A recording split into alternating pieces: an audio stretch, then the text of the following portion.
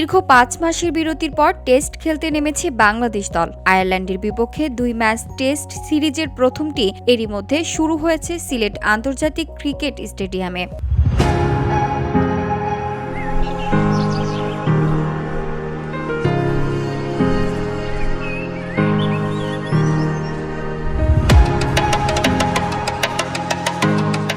এই সিরিজের দ্বিতীয় টেস্টে ঢাকায় প্রথম বাংলাদেশি হিসেবে শততম টেস্ট খেলবেন অভিজ্ঞ মুশফিকুর রহমান, যে কারণে সকল আলোচনা তাকে নিয়েই। তবে মুশফিক একা নয়, মাইল ফলকের কাছাকাছি আছেন লিটন কুমার দাসও। ষষ্ঠ বাংলাদেশি ব্যাটার হিসেবে তার সামনে রয়েছে টেস্ট কেরিয়ারের ৩,০০০ রান স্পর্শ করার সুযোগ।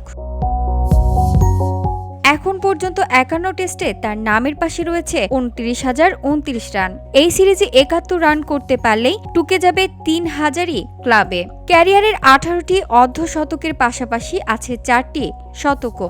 ২০১৫ সালে জুনে ফতুল্লায় ভারতের বিরুদ্ধে টেস্ট অভিষেক হয়েছিল লিটনের।